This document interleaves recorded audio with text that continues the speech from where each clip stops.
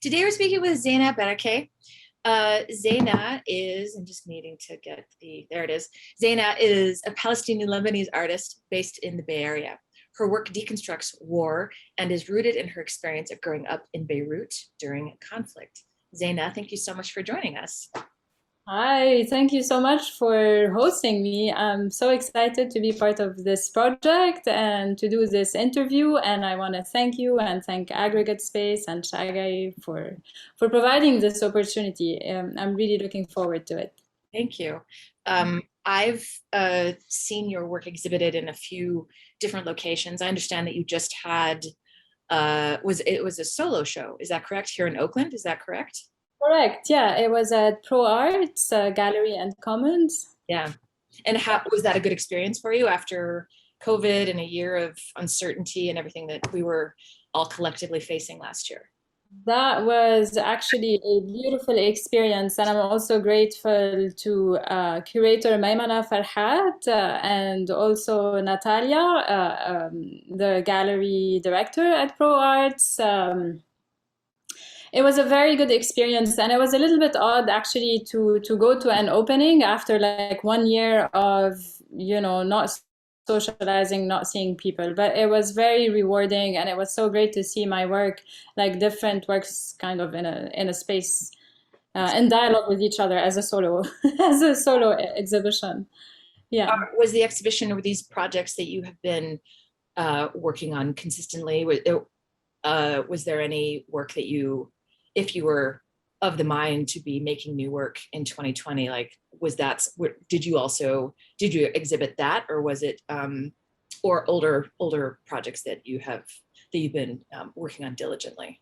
Yeah, actually, Roula, my work is all kind of serialized. I'm always making projects that are connected to each other. So I kind of move away a little bit from one thing, but I'm still always talking about the same themes. And yeah, I mean, the work was pretty current for what I've been engaged with 2020 and 2021 and where I'm heading. So it all fit in very well. It's really exciting. Congratulations on that and all, future exhibitions and projects. Like, I'm speaking for myself, and if I may be so bold, everyone that appreciates the work, just really excited to see sort of what you're doing next. You have an incredibly dynamic practice, and I'm looking forward to ever so slightly like getting into that in a moment. But let's start with the first question. Like, how long have you been in the Bay Area, and like how did you find your way into the Swana community here? Yeah, I actually, oops, I'm so sorry. I can't, this happened. I'm so sorry. Okay, it's all right. It happens. It's technology. It's all right.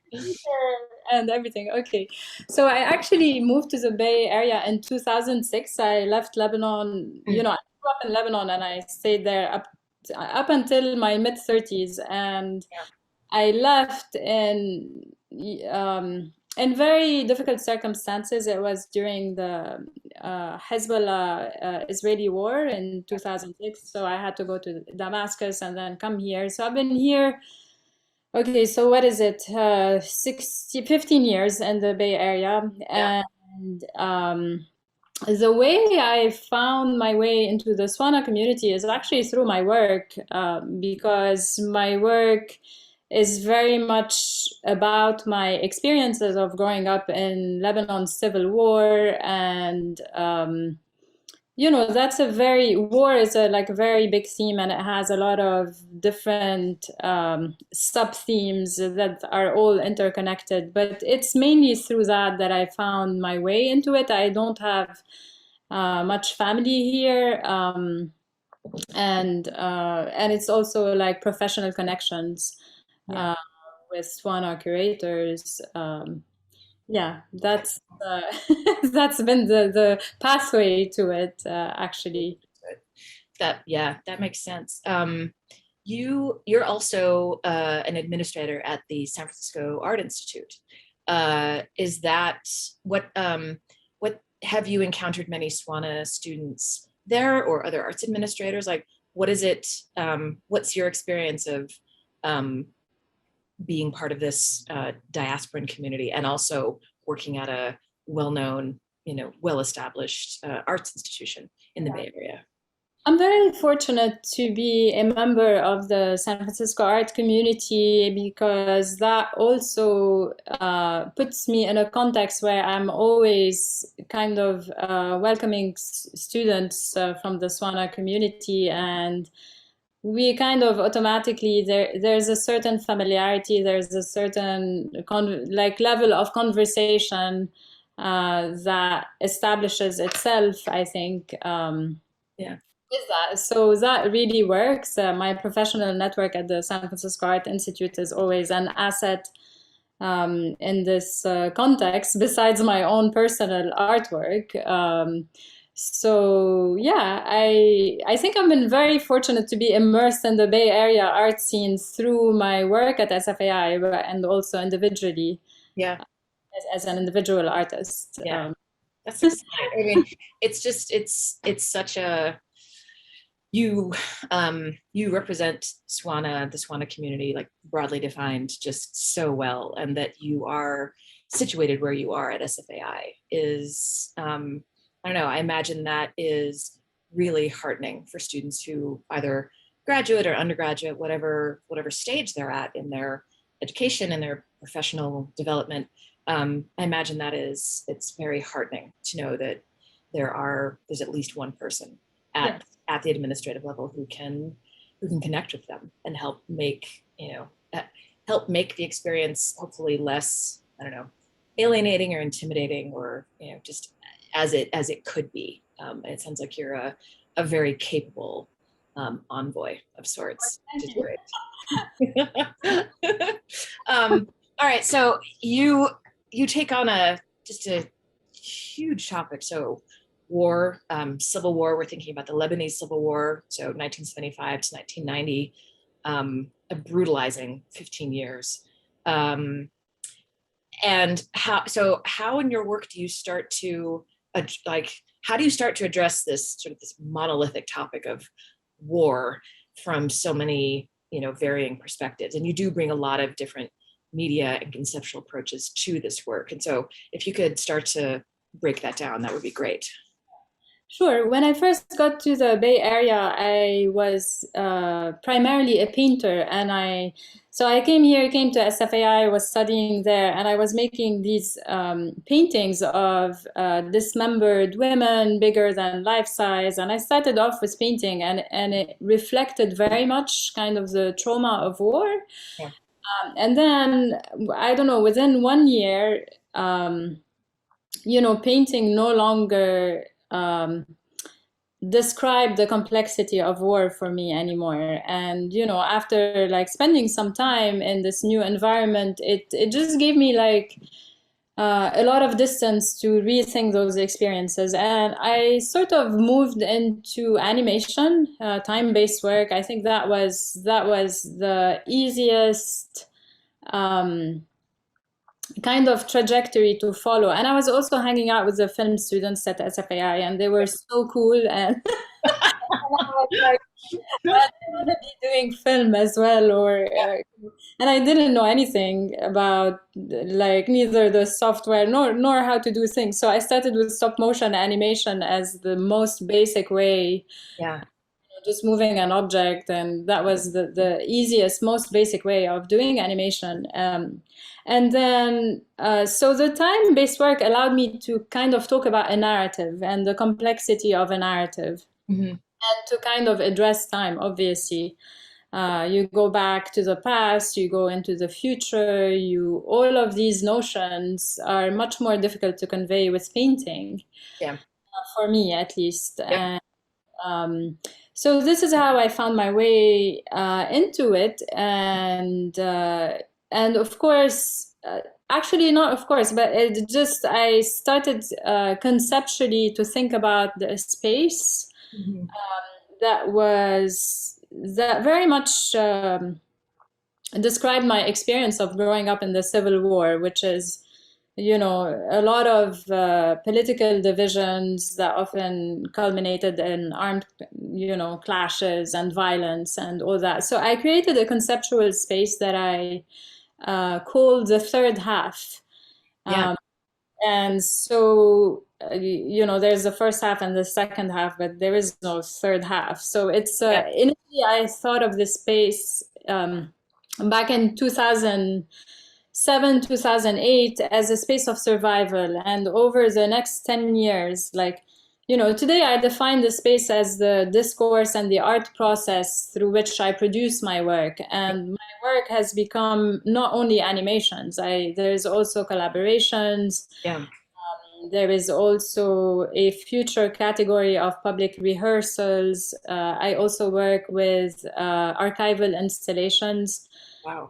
So I start kind of breaking down that whole theme of war through different platforms.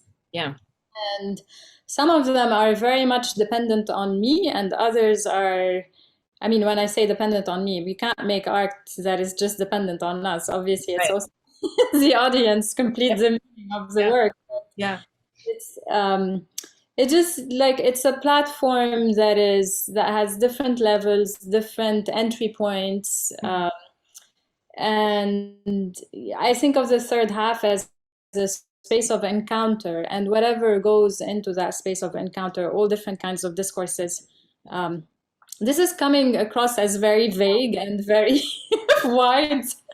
Probably getting through it though. This is I think your work is so visually and conceptually dense. I think a person in my position perhaps could easily chat with you for an hour and maybe start to scratch the surface. So we'll treat this as, it's an introduction to your work, and try not to worry ourselves with addressing every single element to it, because it really is, it's so dense. And as a audience member, and I'm thinking of the exhibition curated by Kathy Zarur, that work, the work that you contributed to that exhibition, I remember standing and looking and reading, and it was such an involving experience, and I absolutely loved that. So it's a testament to who you are as a maker and as someone who's thinking about this, and a survivor of the barbarity that was the Lebanese Civil War, that you can sit with this material and this idea, this concept, and try to break it down in a way that makes sense, I imagine, for you in a cathartic experience, and also for those of us as audience members, because you're rather psychologically, physically close to something that was profoundly traumatizing for you and for so many other people. So I imagine it's quite a commitment that you maintain there. Yeah, it's a commitment to myself, and it's a way of, revisiting those experiences and making meaning out of them. Absolutely. For me, and hopefully, I'm always hopeful that it also makes some meaning for other people who have gone through these experiences, or Sure. who haven't, who can. Is the third half, and it's such an eloquent framing that you offer there, is there a specificity to the Lebanese Civil War? It's a space of engagement, as you called it.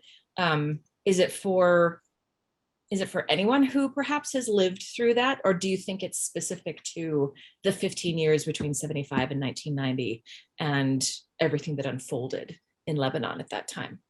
Yeah, it's definitely not specific to just the Lebanese Civil War. It's I look at it more broadly as a space where the encounter of antagonistic forces. So now, for example, being in the U.S. context, and also becoming an American citizen. Yeah. So that is also like a whole new context for me, as I'm learning the history of this country, and applying that same space into that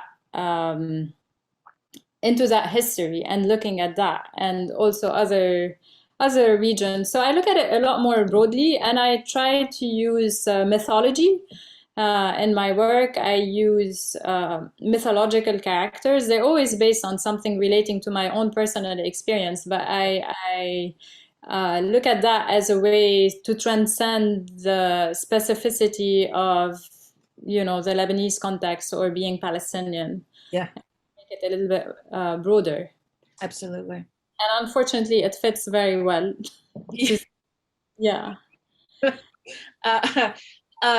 Living in the Bay Area, living at a distance from Lebanon, from occupied Palestine, does that physical difference also allow like a psychological space does it make it easier is the word that comes to mind, although I'm not sure that that's apt. Is it a slightly, ever so slightly easier experience to think about that, living in a space where you are not, facing the brutalities of conflict on a day-to-day basis? Yes, absolutely, Roula. Because when being in Lebanon and you're so consumed by the day-to-day activities, because there's it's very common to have like disruption of day-to-day life for various reasons. Yeah. So you're always in a way in a survival mode. Yeah. There is no bandwidth, there is no time or space to analyze that, because you're just focused on the moment and you want to try to make the most out of it, and to get through your day. So the concept of the future is very is almost, in my experiences, it was almost non-existent, except in the form of hope of a change of that situation, of the day-to-day, basically, to something better. You live on hope, but you're just so consumed by it. Yeah. And so being in the US, I have time to actually explore and investigate and to read and to learn a lot of history that I didn't have access to while I was in the Civil War. We studied history up to a certain level, and once we hit that chapter, there was no studying of that history. Yeah. A complete oblivion to it, because you're in it also. Yeah. So now, being in this context, there's definitely a psychological space, and I can think about that and also contextualize that discourse in relation to other discourses where I live now, or, other communities that I connect with. Absolutely. For my work. Wow. Yeah, like I said, like literally hours chatting with you. Sorry, I'll try to respond more directly. Oh, no, please don't change a word. Like, it's just thank you so much for thinking through all of this and getting to a space where talking about it is you're so eloquent, and to be able to speak to your own personal experiences and then making work around that experience and then speaking through your work to the larger crisis of conflict and living through it is, that's a victory unto itself. So thank you for that. So as you know, the Zamin project it sort of pivots around this notion of like, what are resources and how do we in the Swana community cultivate and sustain resources? So, and the word itself can have any number of, or activate any number of thoughts in people's minds. So when I say resources, what comes to mind for you? Okay, so for me, it's number one, people. And by that, I mean artists and curators and scholars and experts in different fields that will enrich that conversation. Mm-hmm. And then also events, including like panels and exhibitions and a lot of kind of cultural programming, cultural activities. I think much more than material resources. For me, it's a lot more about the people interactions, because when we have conversations together, and it doesn't have to be only like people in the art field. I think it would be a lot richer if it also has people from other fields, and then those conversations will push forward concepts and discourses that we're concerned with in the present moment, and it only go forward. And I have been so excited about this project. I mean, I'll tell you, I also am wary of categorization of communities, because I worry sometimes that it has it's a form of exclusion as well. It's an inclusion and an exclusion simultaneously. Yeah. Yes. I'm so excited about this project, because I've already, just through that what you're doing, I have got to know, oh, there are all these amazing artists in here that I have not interacted with. How can I be in the Bay Area for 15 years? Right? Yeah. I mean, seriously, how can that happen? Yeah. So really, like, just bringing that to the forefront, at least starting those conversations, I think it will ignite something a lot more potent and like very important, I feel, because we're gonna get somewhere. So I'm very grateful to be. That's all to say that I'm very grateful to be part of that.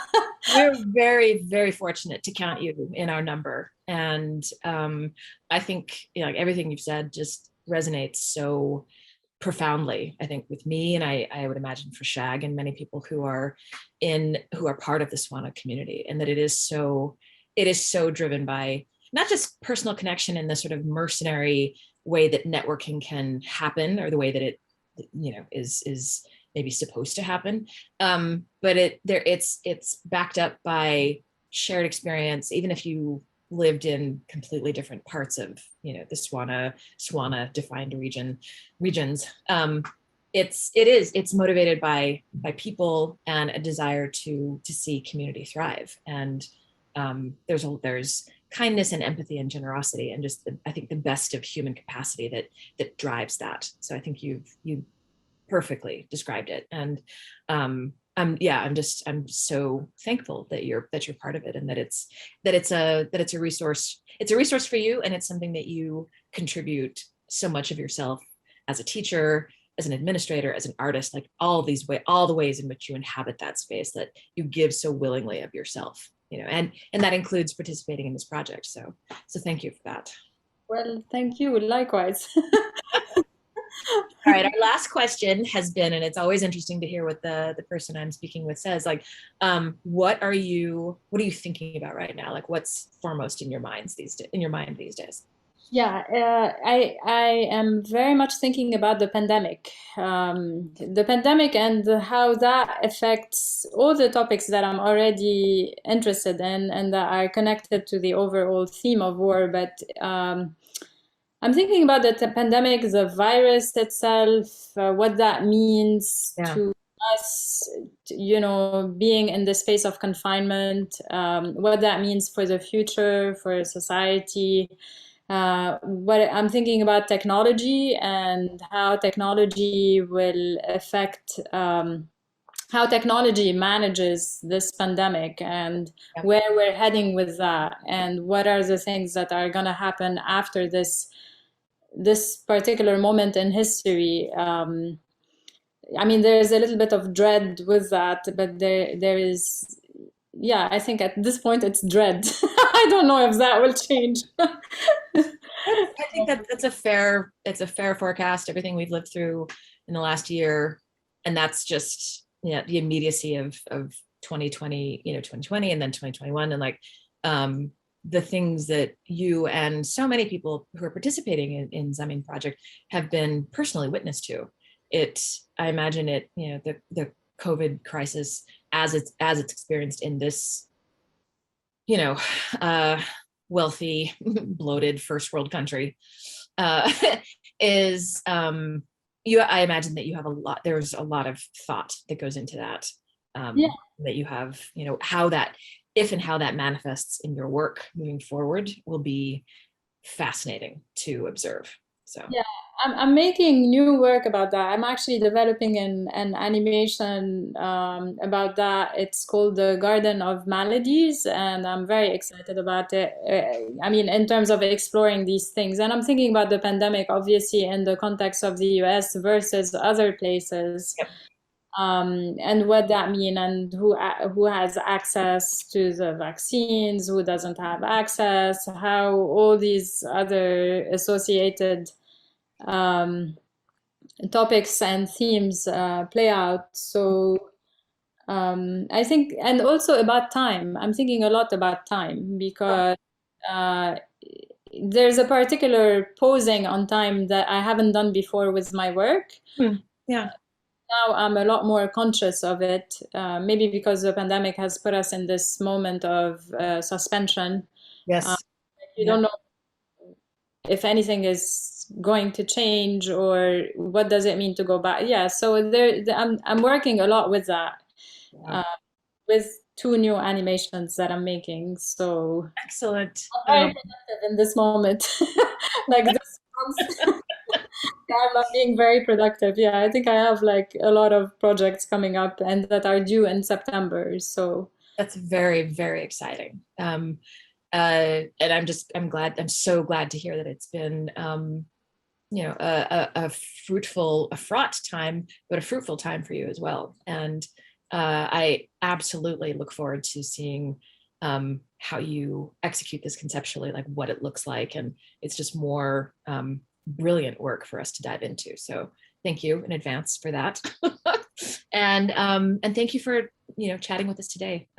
This has been just a brilliant exchange, and I'm excuse me, just so thankful to chat with you. So thanks for that.